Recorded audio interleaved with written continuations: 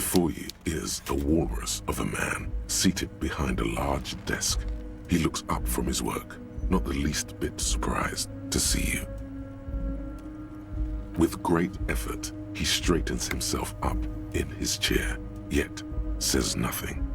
He simply stares at you, with a mixture of expectation and impatience, well bottled.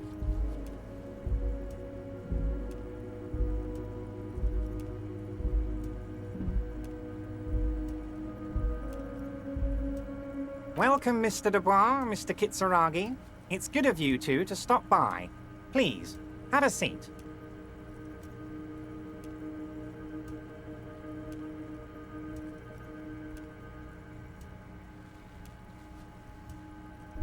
I'm Everard Clare, head of the Debarders Union here in Martinez. I'd offer you my hand, but unfortunately my health prevents me from getting up. You understand? He looks extremely comfortable. The tiny folding chair, on the other hand, looks like a torture device. You go ahead, detective. Whatever he has in store for you, it can't be good, he thinks. I'll do my best. Forget about that. What's with this Dubois stuff? You're getting some seriously bad vibes from that name.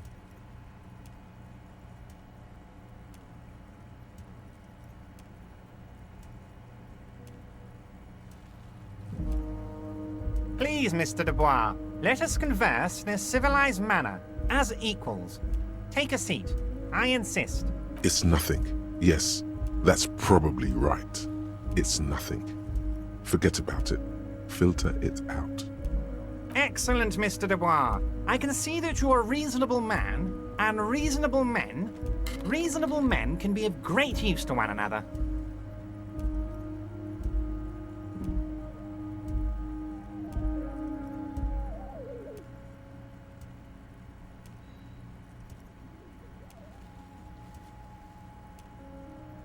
So tell me, how can the head of the Debarders Union help a representative of the Revachol Citizens Militia today?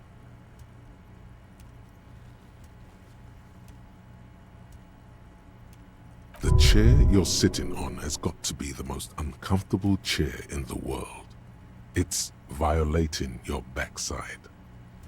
Oh, by the way, I heard you got a rather rude reception from a certain Lawrence Gart.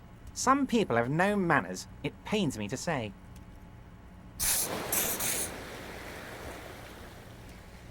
This should take care of that nonsense.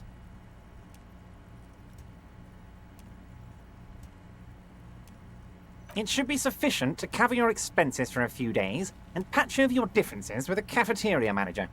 Go ahead, take it. Wow, that's 25 real. That's good money. You need it.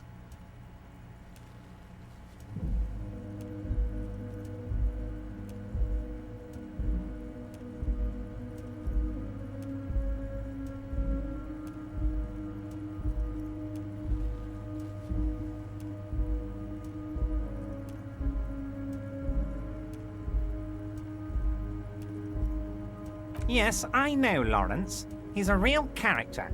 No union man in him. A real piece of work, that boy is.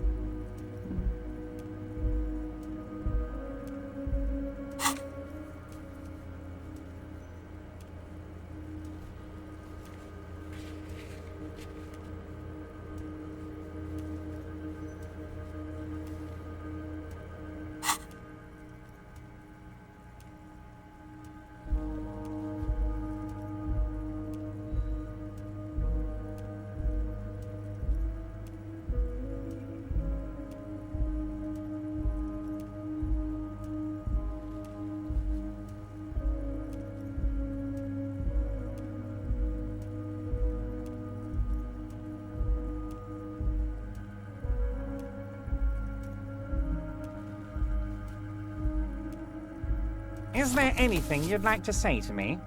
Or... No.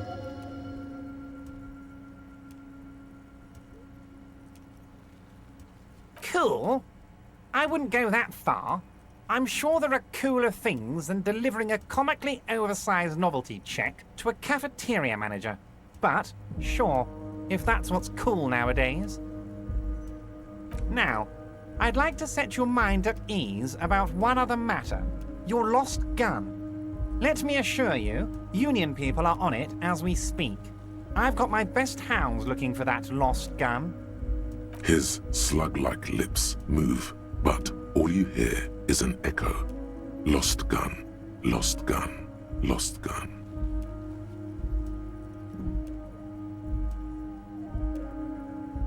The world is swallowed by a black hole of fear. Only 2 words escape its gravitational pull. Lost and gun.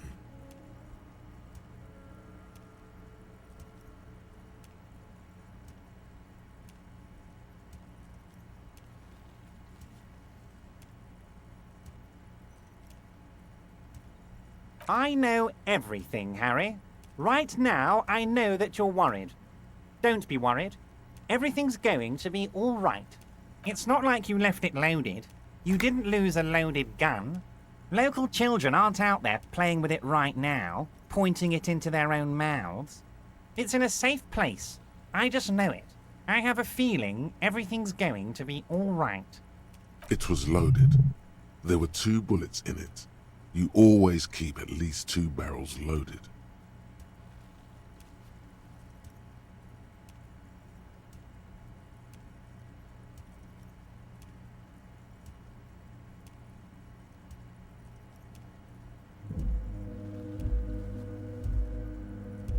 Officer, we will deal with this later.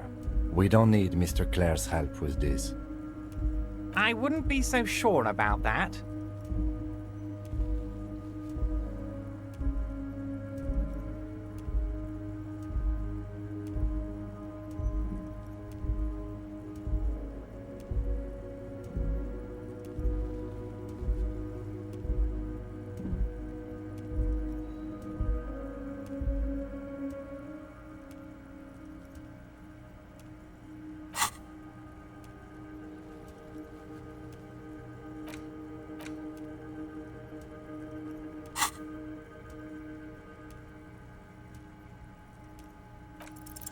Who does this guy think you are?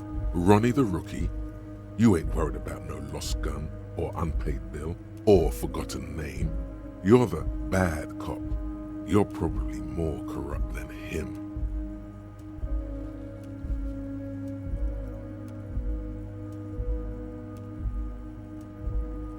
The fat man does the same, sinking deeper into his chair than one would think is physically possible.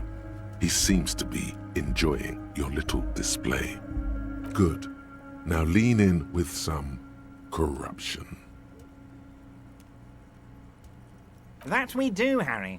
Let them say what they will about you and me. We're both born fighters.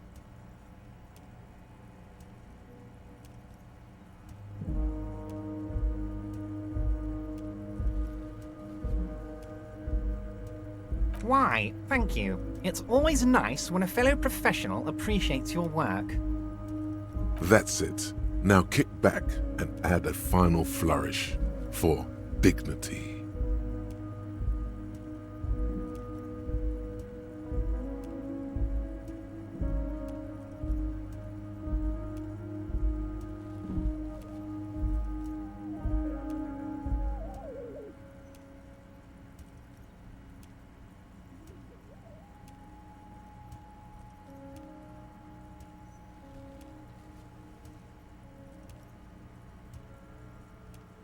You strike me as a reasonable man, Harry.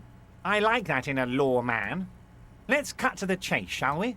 What can Everard Clare do for you? I think we'd like to ask you a few questions. Don't you think so, Detective?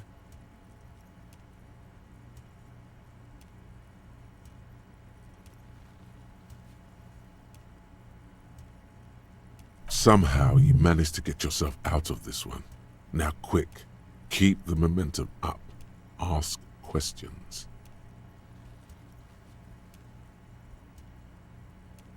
Harry, honestly, I'm just relieved you didn't get a hernia. A man your age.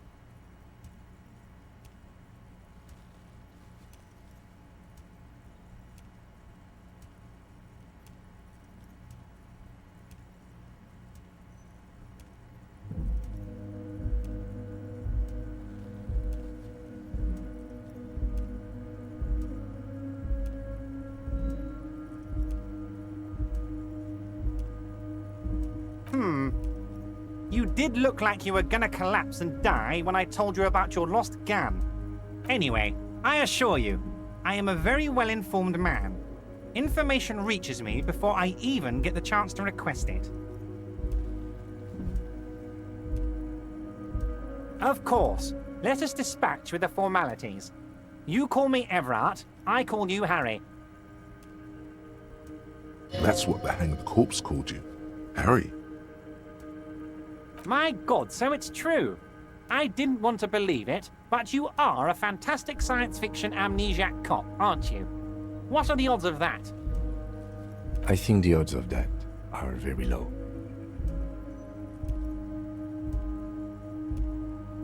So good to hear that, Harry.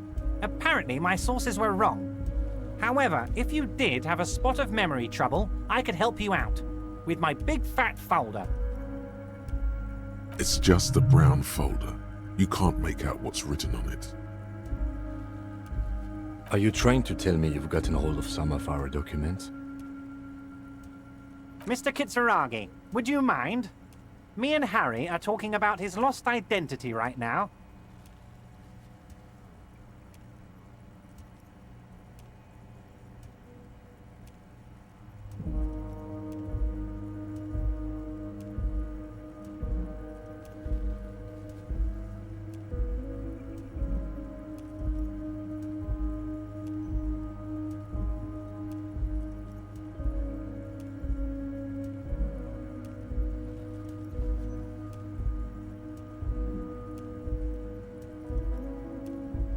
Of course, Harry, of course.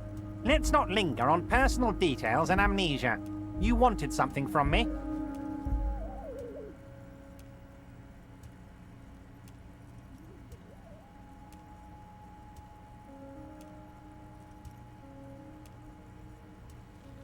Oh, of course.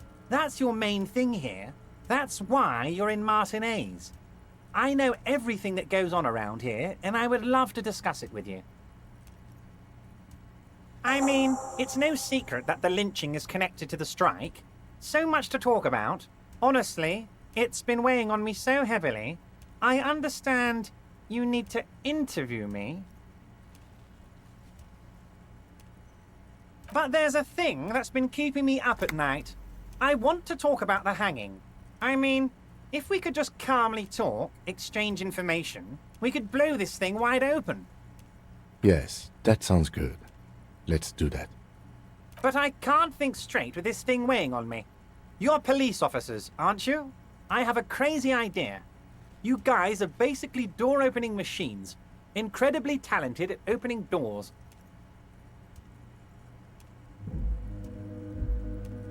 Oh, you're being too modest, my friend. But don't worry, this annoying thing I have is completely legal. I just need you to open a door. Keep it cool, baby boy. You can use this. Groove with this. Play along. Let him throw his weight around. And when he throws it too much, and you've got him off guard, that's when you trip him up.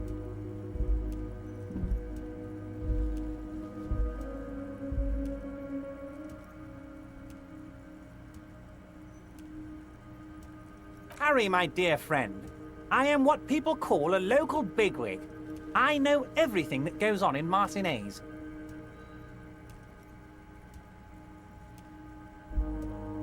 Harry, I'm a very busy man, and more importantly, I don't have that extraordinary physique you do. You look like you could run around all day. You want to send someone a message that the police are working for you. I repeat, I'm a very, very busy man, Mr. Kitsuragi, and therefore I must occasionally enlist outside help. So what will it be, Harry? Oh, no one's. It's just a weasel. A weasel lives there. Nothing for you to worry about. A loud blabbering weasel. When weasels feel no one is watching, they start acting foolishly. Just go there, unlock the door, and leave it open. It's been such a burden on me, Harry.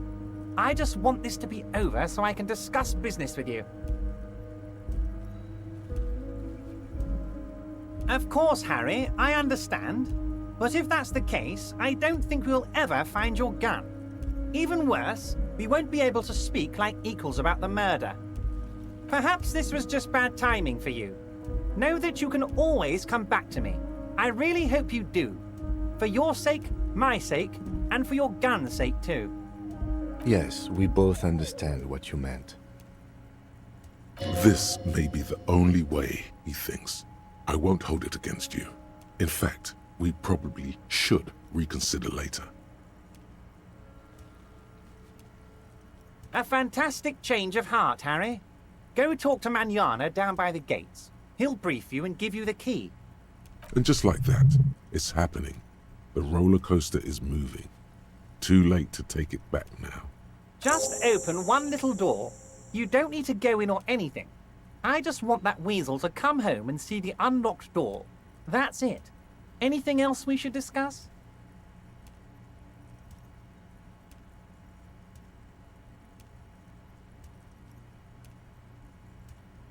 Yes, your lost gun. My best men are on it. They're turning every stone, searching every playground, asking kids, grandmas, everyone. Your gun will be found, Harry. Let me assure you of that. It's just a matter of time and effort. The only way to find it seems to be working with him. He might even be holding your gun hostage. Who knows? Only one thing is certain. If you work with him, you're going to get it back. And working with him might be the only way to do it.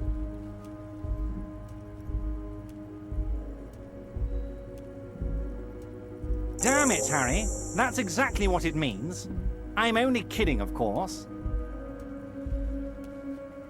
He is not.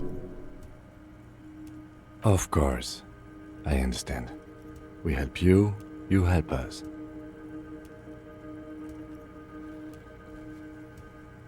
I don't know what that means, Harry. Shady brew? There are so many moving parts in my operation, I can't keep track of them all. You know what? Don't even tell me. Whatever it is, do it. Surprise me. Just one thing. If you can, make it even shadier. You might have noticed there's one hanging on a tree behind the hostel cafeteria. Oh my. Don't take this question personally, but why would I get involved in this matter? Mr. Clare, the man was hanged with a cargo belt. A steel-reinforced cargo belt. It's safe to assume the Union had something to do with the murder. Besides, getting the body down would benefit all of us. It's a stain on the neighborhood. I can certainly see how having him up there might start affecting some real estate values. But of course, all joking aside, I am going to help you.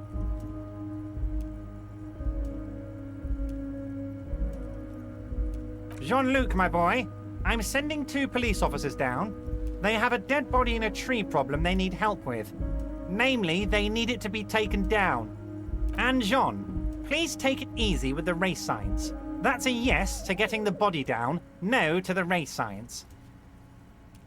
You can find Jean-Luc down at the gates. He's the big impressive one. You know, tattoos, muscles, ethnic looking. Can't miss him. Great guy.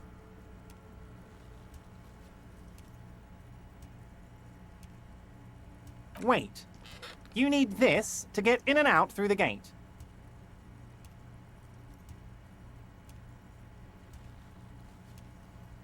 Here, you're one of us now. A real red and white Union man. Take care, Harry.